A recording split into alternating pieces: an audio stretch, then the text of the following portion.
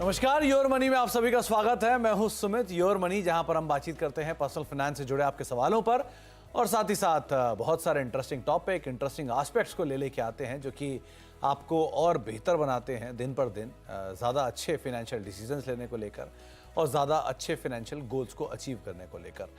और अलग अलग जानकार हमारे साथ मौजूद रहते हैं जो हमें इस पूरी श्रृंखला में हमारी मदद करते हैं, आपके सवालों के जवाब देते हैं। आज भी हम बातचीत करेंगे कुछ जानकारों से, लेकिन उससे पहले अगर आपका भी कोई सवाल है तो आप हमारे साथ जुड़ सकते हैं इस कार्यक्रम में और अलग अलग माध्यमों से आप अपने सवाल पूछ सकते हैं, हमारे साथ मुखातिब हो सकते हैं। फेसबुक और एक्स यानी कि फॉर्मर ट्विटर पे आप आस्क आवाज़ योर मनी हैशटैग का इस्तेमाल करके इस कार्यक्रम का हिस्सा बन सकते हैं। आप ईमेल कर सकते हैं yourmoney@nwt.com के ऊपर और साथ ही साथ 7045220000 ये हमारा व्हाट्सएप नंबर है जिस पर भी आप सीधे सीधे अपना सवाल भेज सकते हैं और इस कार्यक्रम का सीधा हिस्सा बन सकते हैं। आज हम बातचीत करेंगे रुंगटा सिक्योरिटीज़ के chief financial planner Harshvardhan Rungta sir से, जो कि हमारे साथ मौजूद भी हैं। हर्षवर्धन रुंगटा सर बहुत दिनों बाद मुझे आज ऑन स्क्रीन मिल रहे हैं। ऑफ स्क्रीन तो मिल रहे थे 2-3 बार, लेकिन ऑन स्क्रीन बहुत दिनों बाद मिल रहे हैं। तो आज हमने एक कॉम्प्लेक्स टॉपिक चुना, क्योंकि अब जब रुंगटा सर को आना था तो सवाल भी थोड़े टफ होने चाहिए। तो हमने आज टॉपिक चुना मल्टी एसेट फंड का। सिंगल एसेट में तो हर्षवर्धन सर की एक्सपर्टाइज है, तो मल्टीपल एसेट्स को मैं लेकर आना पड़ा इसलिए बीच में। तो मैंने ज़रा मल्टीपल एसेट के ऊपर एक सवाल पूछा जाए। तो हर्ष सर नमस्कार, स्वागत है कार्यक्रम में। और पहले तो आपको और सभी दर्शकों को गुड़ी पड़वा की और नव वर्ष की बहुत बहुत शुभकामनाएं। तो इस समय में, इस सिनेरियो में, जब इक्विटी बाजार नए ऑल टाइम हाई बना रहा है, गोल्ड नए ऑल टाइम हाई बना रहा है, सिल्वर ऑल टाइम हाई बना रहा है और मल्टीपल असेट्स आपके सामने अच्छी अपॉर्चुनिटी पोज कर रहे हैं जिनको आप मिस करते जा रहे हो, तो ये बात उठती है कि क्या हम इन सबका फ़ायदा नहीं उठा सकते थे। तब हमने सोचा कि ये एसेट एलोकेशन को लेके मल्टी एसेट के ऊपर आपसे चर्चा की जाए। आप ही से समझाएं इस कॉम्प्लेक्स टॉपिक को कि कैसे इसकी ज़रूरत आती है, क्या है मल्टी एसेट फंड, क्यों होना चाहिए, किनको निवेश करना चाहिए। आप ही से मैं इससे शुरुआत करना चाहूँगा। Well Sumit, thank you so much और आपको भी गुड़ी पड़वा और नव वर्ष की बहुत बहुत शुभकामनाएं। वेल सुमित, देखिए मल्टी एसेट फंड्स होते क्या हैं। सो पहले हम एसेट्स की बात करते हैं कि कोई भी एक साधारण निवेशक है, वो हम उनसे सजेस्ट करते हैं कि जब आप अपना पोर्टफोलियो बनाते हैं, आप सारे पैसे कोई भी एक एसेट क्लास में नहीं लगाते।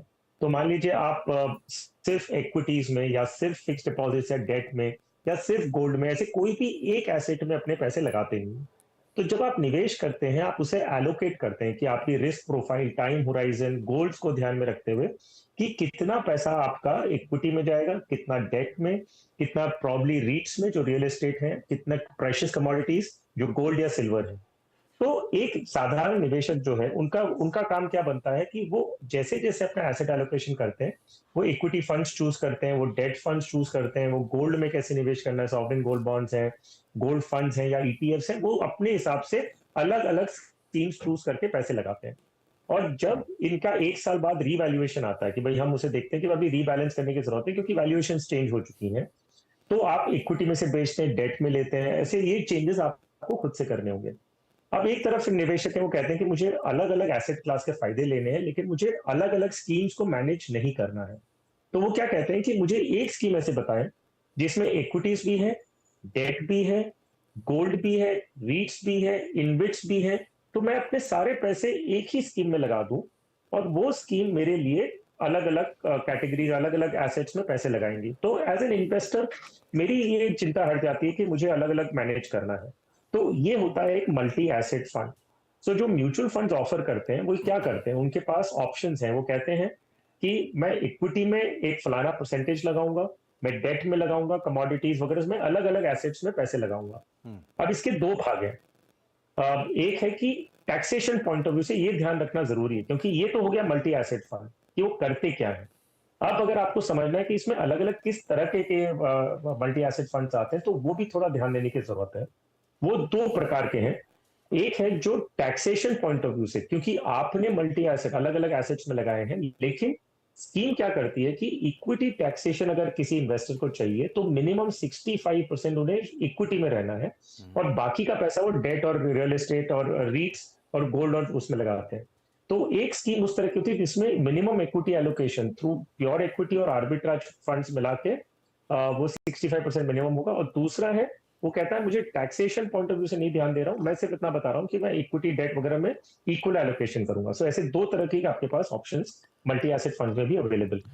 तो हर्ष सर, अगर मैं मान लीजिए शुरुआत करने जा रहा हूँ आज अपने निवेश की, और मेरे पास बहुत सारे चुनाव है, मैं शेयर बाज़ार को भी देख रहा हूँ, मैं लिक्विड फंड में पैसा डाल सकता हूँ, मेरे पास फ्लेक्सी फंड भी है, मल्टी कैप भी है।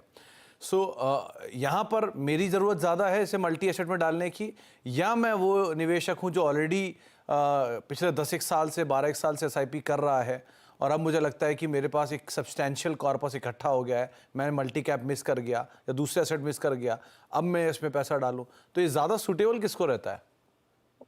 सो वेल देखिए, ये ना हर एक इन्वेस्टर के लिए सूटेबल है, लेकिन अगर कोई ऐसा निवेशक है जो बहुत हैंड्स ऑन है, वो सब कुछ अपना इक्वली अच्छी तरह मैनेज कर सकते हैं, तो शायद अलग अलग टाइप की स्कीम्स देना बेटर होगा from a taxation point of view. जैसे मैंने कहा कि अगर एक मल्टी एसेट फंड है जिसमें हम प्योर मल्टी एसेट फंड के हिसाब से बात करते हैं, तो उसका टैक्सेशन होगा डेट। डेट मतलब उसमें आपको इक्विटी का पोर्शन में भी डेट का टैक्सेशन लग रहा है, तो आपका एलोकेशन इक्विटी में मान लीजिए 35% है, तो वो 35% पे जो गेन्स होगा वो भी आपको डेट के रूप में लगेगा, क्योंकि स्कीम लेवल पे डेट टैक्सेशन हो रहा है, क्योंकि इक्विटी 35% है, डेट मान लीजिए 30% है, बाकी गोल्ड और रीट्स हैं, तो आपका टैक्सेशन तो इक्विटी का ही हुआ। सो अगर आप ऐसे इन्वेस्टर हैं जो अलग अलग टाइप की स्कीम्स को खुद मैनेज कर सकते हैं, तो बेशक आप अलग अलग ही मेंटेन करें, क्योंकि आप उसमें भी आपके पास चॉइस होती है। जैसे इक्विटी एलोकेशन में आपको फ्लेक्सी कैप लेना, मल्टी कैप, स्मॉल कैप, जो लेना आप कर सकते हैं। मल्टी एसेट फंड में ये ऑप्शन आपके पास नहीं होता कि इक्विटी एलोकेशन स्मॉल कैप में करना है, मिड कैप में करना है, कि कौन से में करना है।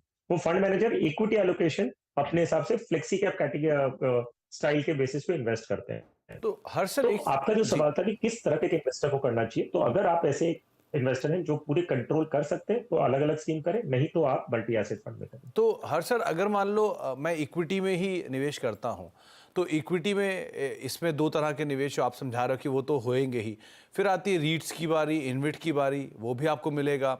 अब कमोडिटी साइकिल इस समय ज़ोरदार तेज़ी में है, तो गोल्ड का एसेट भी मिल जाएगा आपको।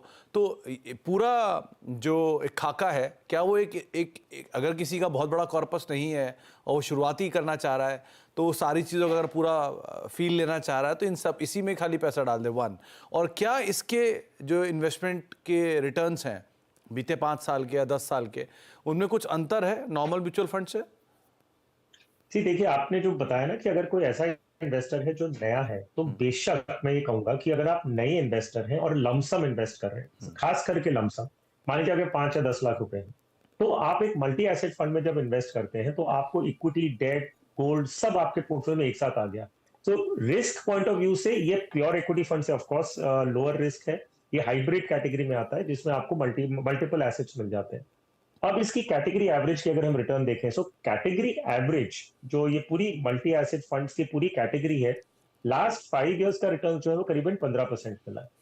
अब आप उसे अगर प्योर इक्विटी फंड से कंपेयर करेंगे तो कर ही नहीं पाएंगे, क्योंकि इक्विटी फंड से 20-30% के ऊपर रिटर्न दिया है, बट वो 100% इक्विटी है। सो एक नया निवेशक जो लमसम भी करना चाहता है, अभी मार्केट में एंट्री लेना चाहता है, तो मल्टी एसेट फंड उनके लिए बहुत अच्छा एक ऑप्शन है। तो अगर आप नए निवेशक हैं, लंप सम में पूंजी डालना चाहते हैं, तो आपके लिए एक बढ़िया विकल्प हो सकता है मल्टी एसेट फंड, जिसको आप निवेश कर सकते हैं।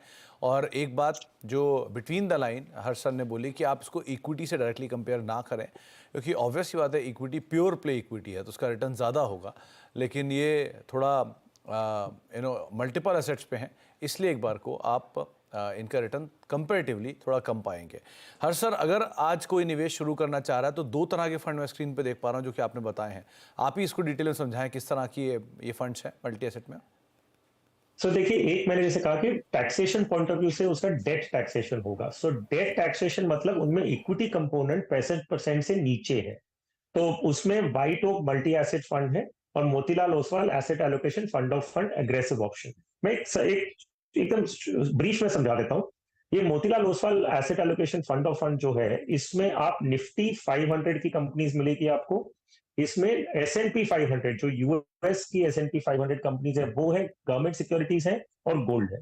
सो इसमें इंडियन इक्विटी कंपोनेंट करीबन 50% के आसपास रहेगा, तो इक्विटी टैक्सेशन नहीं हुआ। सो ये डेट टैक्सेशन है, लेकिन इसमें आपको Indian equities, international equities, government securities and आपको गोल्ड, ये सारे मिल गए। Same with white oak multi asset fund. तो क्योंकि इक्विटी एलोकेशन कम है, ये debt oriented taxation point of view से होते हैं।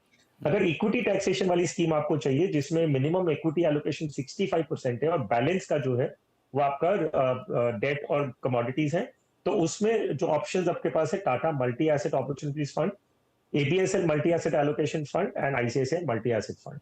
तो ये आपके पास इक्विटी साइड के भी जो इक्विटी ओरिएंटेड टैक्सेशन में ये ऑप्शन आपके पास अवेलेबल है।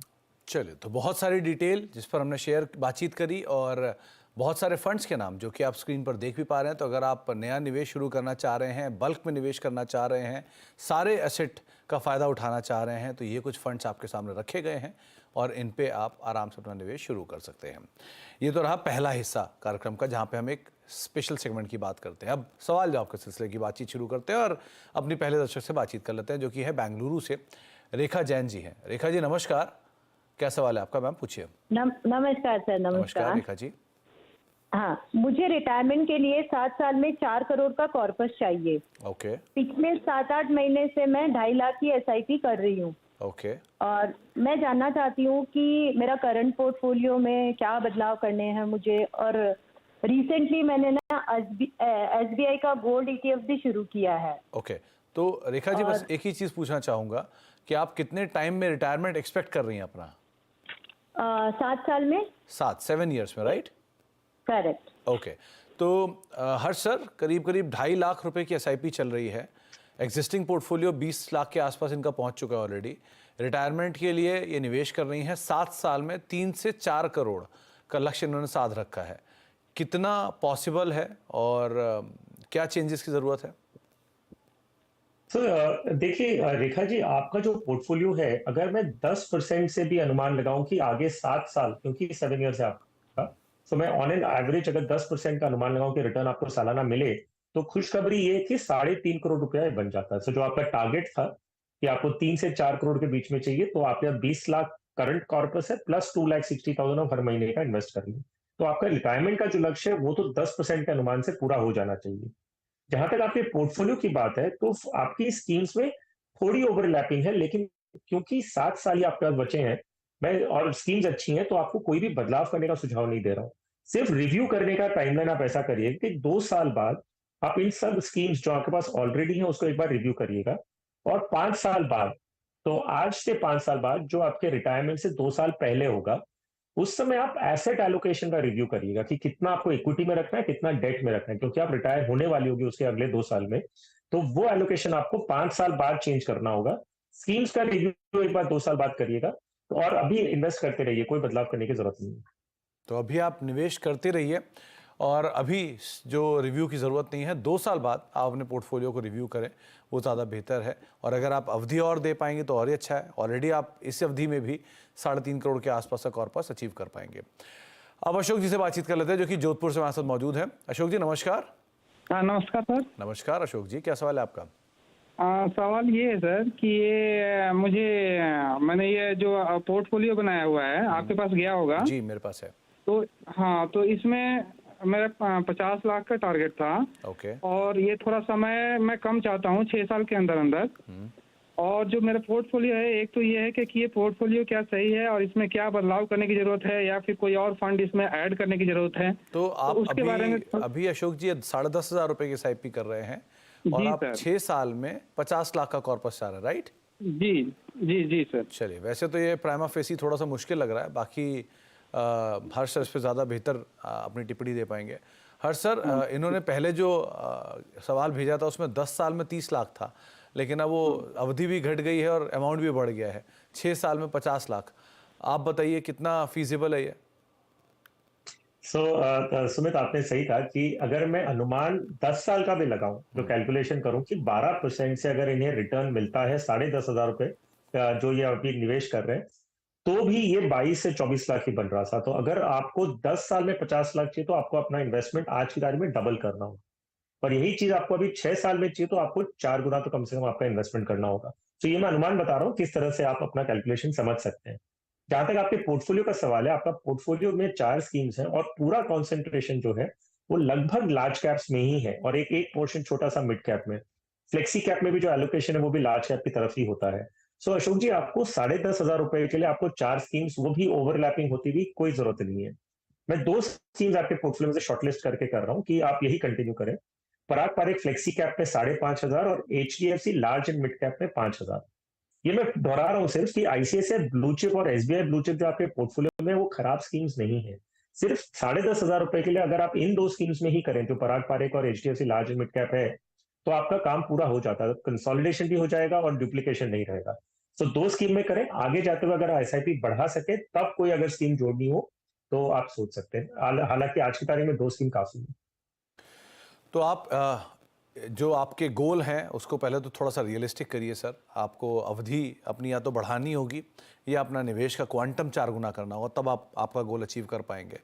और जो अगर आप निवेश करना चाह रहे हैं 20 से 22 लाख का कॉर्पस जो इकट्ठा होगा 10 साल में, उसके लिए आप 2 SIP आपको हर्षा ने बता दी हैं, उन्हीं को आप कंटिन्यू कर लिए, उससे ही काम हो जाएगा आपका। सो थोड़े बहुत फेरबदल की ज़रूरत है और हो सकता है आप उससे अचीव कर लें। अब मीना पटेल हमारे साथ मौजूद हैं गुजरात से बातचीद करने के लिए। मीना जी नमस्कार, क्या सवाल है आपका? नमस्कार। नमस्कार मीना जी। जी सर, मैंने अभी भी स्टार्ट किया है SIP 2 महीने से। ओके। 16,000 मैंने शुरू किया है अभी। तो मीना जी इतना लेट कैसे हो गया? आपने मतलब पहले कभी निवेश का सोचा नहीं, या अब बाजार की तेजी में आपको ज्यादा नहीं इंटरेस्ट था, आ मैं गया? एफडी कर रही थी ओके। इसलिए। तो अब आपने FD से निकल के इक्विटी में पैसा डालना शुरू किया, SIP में शुरू किया पैसा? हाँ हाँ जी, हाँ जी। तो आपको जो पहले डर था FD में पैसा डालने के समय पर, अब वो थोड़ा कम हुआ आपका? हाँ जी, कम हुआ। चलिए, क्या सोच रहे हो आप, क्या जो आपका SIP है उसमें 10 साल में कितना कॉर्पस मिलेगा? और हाँ, वो ही। और जो इन्वेस्ट किया है वो सही है या कुछ चेंज करने की जरूरत है, ऐसा कुछ? ओके। अच्छा मीना जी, एक चीज़ और, क्या ज़रूरत पड़ने पर आप अपने SIP का जो क्वांटम है थोड़ा बढ़ा सकते हो ऊपर? हाँ जी, बढ़ा सकते हो। ओके। तो हर्ष सर, क्या करना चाहिए? 10 साल का ये निवेश रख के चल रही हैं, और इंटरेस्टिंग पार्ट है कि धीरे धीरे FD से निकल के अब ये म्यूचुअल फंड में आई हैं। तो रीसेंट शुरुआत है, कहीं ऐसा ना हो कि पहला एक्सपीरियंस ही कड़वा हो जाए, इसलिए आप बताइए क्या करना चाहिए ना? देखिए, पहली बात तो सुमित, आपने एकदम सही चीज कहा एक नए इन्वेस्टर को, कि आप अभी अगर मार्केट में आ रहे हैं और आप ये देखे होंगे कि पिछले 2 साल 3 साल में रिटर्न्स जो है वो करीबन 20% प्लस मिला है इन्वेस्टर को।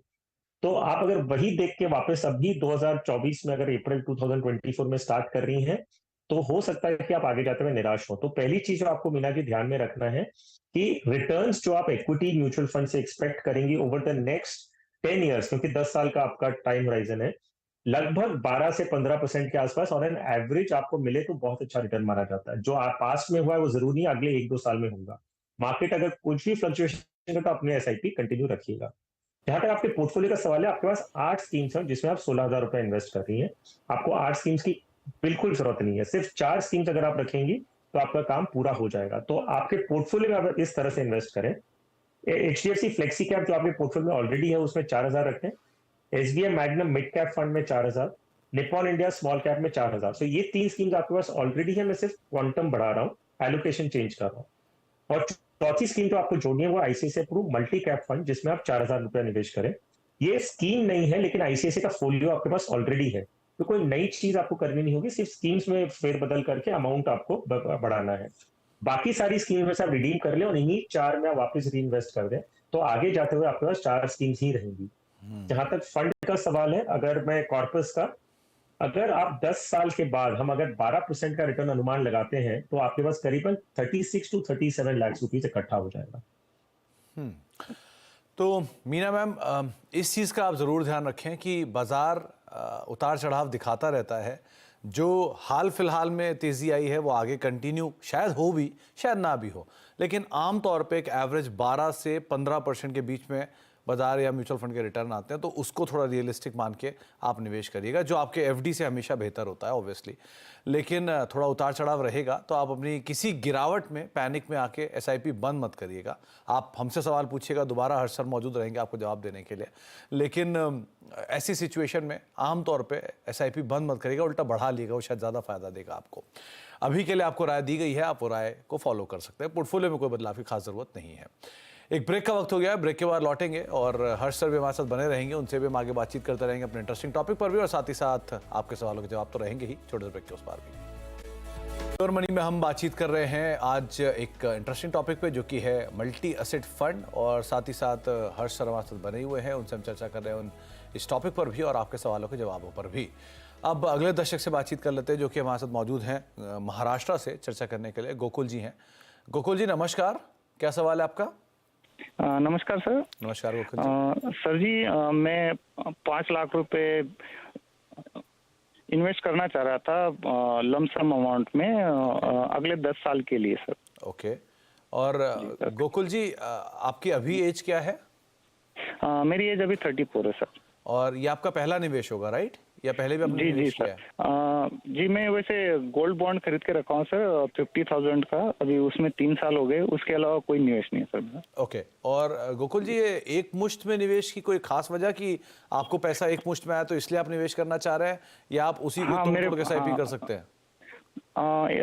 मैं SIP भी कर सकता हूँ सर, और मेरे पास अभी वो मेरे PLI का पैसा जमा हुआ था, तो इसलिए मैं सोच रहा था कि एक मुश्त करूँ या SIP करूँ। जी सर। ओके, तो हर्ष सर 34 साल की इनकी एज है, 10 साल के लिए निवेश करना चाह रहे हैं। एक मुश्त निवेश को इन्होंने पहली अपनी प्राथमिकता दी है, क्योंकि 5 लाख रुपए ने कहीं से एक मुश्त आए हुए हैं, तो ये निवेश करना चाह रहे हैं।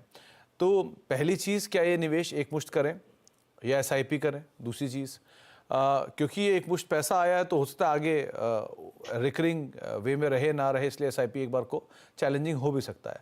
सो आप क्या थॉट देते हो? दूसरा, अगर निवेश करें तो कहाँ निवेश करें?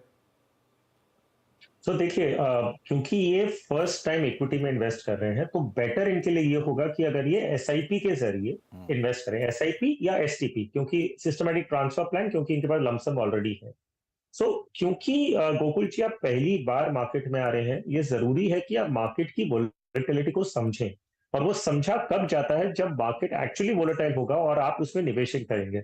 मान लीजिए आपने सिर्फ रिटर्न्स को या वोलेटिलिटी को देखा है स्क्रीन पे, तो इतना वो रिलेट नहीं कर पाएंगे, क्योंकि आपके पैसे खुद के लगे हुए नहीं है। लेकिन जब पैसे लगते हैं और मार्केट गिरता है, तब इंसान को ये मार्केट की वोलेटिलिटी अच्छी तरह समझ में आती है। तो पिछले 1 या 2 साल का रिटर्न देखते हुए आप ये मत सोचिए कि मार्केट ऐसे ही आगे जाएगा और मुझे पॉजिटिव रिटर्न ही मिलेगा। तो अगर आप फर्स्ट टाइम इन्वेस्टर हैं, तो STP के जरिए है, क्योंकि 5 लाख आपके पास ऑलरेडी है, तो आप इसको सिस्टमैटिक ट्रांसफर प्लान के जरिए आप चाहें तो इस 5 लाख को 2 साल के अंदर में आप मार्केट में ला सकते हैं, इक्विटी मार्केट में ला सकते हैं। मैं आपको स्कीम्स और एलोकेशन बता दूं। पराग पारेख फ्लेक्सी कैप में आप 2 लाख टोटल में इन्वेस्ट करेंगे। सो अब हम सिर्फ एक बदलाव कर रहे हैं कि आप पहले 2 लाख रुपए को पराग पारेख की लिक्विड फंड में डालें, और वहां से STP सेटअप करें कि साल का 1 लाख रुपया, तो करीबन 8,000 रुपया महीने का आपका पराग पारेख फ्लेक्सी कैप में स्विच होके हर महीने आएगा। दूसरा, आप Nippon India mid cap Nifty mid cap 150 index fund में डालें, लेकिन उसी तरह निप्पॉन इंडिया के लिक्विड फंड में पहले पैसे डालें 2 लाख रुपए, और वहां से 8-9 हजार रुपए की STP करें। तीसरा, आप अभी एक सिर्फ फर्क इसमें होगा कि मैं आपको एक इंटरनेशनल फंड दे रहा हूं, उसमें 1 लाख रुपए डालने की सलाह है, लेकिन वो शायद आपको लमसम डालना पड़े, क्योंकि बहुत जल्द हम देख सकते हैं कि ये जो स्कीम है ICICI Pru NASDAQ 100 index fund, ये शायद फ्रेश एप्लीकेशन लेना बंद कर दें, क्योंकि इंटरनेशनल स्कीम से वापस वो थोड़ा लिमिट की प्रॉब्लम आ रही है उनको, तो फ्रेश इन्वेस्टमेंट्स बंद हो। सो ये वाली स्कीम में आप लमसम लगा दें। बाकी 2 जो स्कीम्स मैंने इंडियन बेस्ड इक्विटी दी है, जो Nippon India Nifty mid cap 150 index fund है और पराग पारेख फ्लेक्सी कैप, इसमें आप STP के जरिए आएंगे तो आपके लिए बेटर होगा। तो आपको एक राय दी गई है और राय बहुत अच्छी है, लेकिन मैं इसमें थोड़ी और क्लैरिटी आपसे हर्ष सर लेना चाहूँगा कि आपने एक नया इंटरेस्टिंग एस्पेक्ट उठा दिया है STP का। दरअसल आमतौर पे सबको यही पता होता है कि हमने हर महीने अपने खाते से पैसा कटवाना है और वो SIP के थ्रू म्यूचुअल फंड में लग जाना है, लेकिन बहुत कम लोग ये बात जानते हैं कि अगर आपके पास एक मुश्त पैसा है तो आप उसे खाते में डाल दीजिए, वहाँ पर एक STP लगा दीजिए, वो STP खाते में से ही पैसा लेती रहेगी और वो SIP के थ्रू लगती रहेगी। क्या मैं बिल्कुल सही कह रहा हूँ? और क्या ये घरेलू म्यूचुअल फंड में हर तरह के फंड्स के लिए एप्लीकेबल है? जी हाँ, सो देखिए एक सिंपल सा फर्क है। मान लीजिए 5 लाख रुपए गोकुल जी के बैंक अकाउंट में ही पड़े रहते हैं, और वो हर महीने की 8,000 की SIP लगाते हैं कि भाई ये स्कीम में जो पराग पारेख है और निप्पॉन इंडिया है, उसमें वो 8-8 हजार रुपए SIP के रूप में कर रहे हैं। तो क्या होगा, ये फंड हाउसेस उनके बैंक अकाउंट से डेबिट करेगी, तो विच मीन 5 लाख रुपए उनके बैंक में रहेगा, जो 3.5-4% का ब्याज मिलेगा उस पर, और वो हर महीने उनके अकाउंट से चला जाएगा। अब इसमें दिक्कत क्या होती है कि बैंक में अगर पैसे पड़े हैं तो शायद खर्च हो जाए, या दूसरी ऑप्शन है कि मैं 3 या 4% क्यों कमाऊं जब मेरे पास दूसरा ऑप्शन मिलता है? तो म्यूचुअल फंड्स में ही एक ऑप्शन होता है कि आप ये पैसे अपने खाते में ना रखें, आप ये पराग पारे का एग्जाम्पल है, उसके लिक्विड फंड में आप पैसे लगा दें जहां पे आपको 7-7.5% के आसपास का रिटर्न मिलता है आज की तारीख में। और पराग पारेख को ही कहें कि भाई आपके लिक्विड फंड में मेरे पास 2 लाख रुपए पड़े हैं, आप अपने लिक्विड फंड से हर महीने 8,000 रुपया अपनी इक्विटी स्कीम में ट्रांसफर कर लें। तो फंड हाउस अपने आप ही ये काम हर महीने करते रहेगा और आपके बैंक खाते में कुछ भी इसकी एंट्री नहीं होगी। तो इस तरह से पैसे आपके बैंक अकाउंट से बाहर भी निकल गए, 4% से ज्यादा भी कमा रहे हैं और ऑटोमेटिक इक्विटी में ट्रांसफर होके आ रहे हैं। तो ये होता है एसटीपी, सिस्टमैटिक ट्रांसफर प्लान। वो एक स्कीम से दूसरी स्कीम में ट्रांसफर होता है। एसआईपी है कि आपके बैंक खाते में से हर महीने डेबिट होकर म्यूचुअल फंड में चला जाता है। तो गोकुल जी, आपके सवाल के जवाब में कई लोगों को शायद जवाब मिल गए होंगे, इसलिए ये सवाल मैंने दोबारा क्रॉस क्वेश्चन किया हर्ष सर से, और आपको बहुत अच्छे तरीके से उन्होंने समझाया कैसे अपनी एक मुश्त रकम को आप एसआईपी या एसटीपी वे में अलग अलग फंड्स के अंदर या अलग अलग समय अवधि में आप निवेश कर सकते हैं। हर्ष सर, आपकी तरफ से टॉप 4 फंड्स कौन से होंगे आज? तो देखिए, मैं 4 स्कीम्स बताता हूँ। ये टॉप 4 इससे प्राइस पॉइंट ऑफ व्यू से कोई भी नया निवेशक है, अगर वो मार्केट के हर सेगमेंट में इन्वेस्ट करना चाहता है तो उनके लिए ये लागू होगा। So Parag Parikh flexi cap, SBI contra fund, White Oak Capital mid cap fund and ICICI Pru multi cap fund. इसका पर्पस ये है कि आपको मार्केट के, इंडियन मार्केट के सारे सेगमेंट्स में, including a value oriented style of investing, आपको ये सारा एक्सपोजर ये 4 स्कीम्स के बास्केट में मिल जाएगा। तो जो नया निवेशक निवेश करना चाह रहा है, जिनको फंड समझ में नहीं आ रहे हैं कहाँ निवेश करना है, तो ये 4 फंड्स आपकी स्क्रीन पर है, आप इसकी फ़ोटो खींच सकते हैं, इनके नाम लिख सकते हैं और इनके साथ अपनी शुरुआत, अपने निवेश की शुरुआत एटलीस्ट कर सकते हैं, जो हर्ष सर की तरफ से आपको सुझाए गए हैं। हर्ष सर, हर बार की तरह बहुत बहुत शुक्रिया आपका हमारे साथ बने रहने के लिए, कॉम्प्लेक्स से कॉम्प्लेक्स टॉपिक को ईजी करने के लिए, समझाने के लिए और गाइड करते रहने के लिए हमको, हमारे दर्शकों को भी। अब उम्मीद करते हैं अगली बार आपसे हम स्टूडियो में या ऑफिस में ही मुलाकात करेंगे, बहुत समय हो गया मुलाकात किए हुए भी। लेकिन बहुत बहुत शुक्रिया सर हमारे साथ बने रहने के लिए और बातचीत करने के लिए। एक ब्रेक का वक्त हो गया है, ब्रेक के बाद लौटेंगे और खबरों का सिलसिला आगे भी लगातार बना रहेगा। आप देखते रहिए CNBC आवाज़। नमस्कार।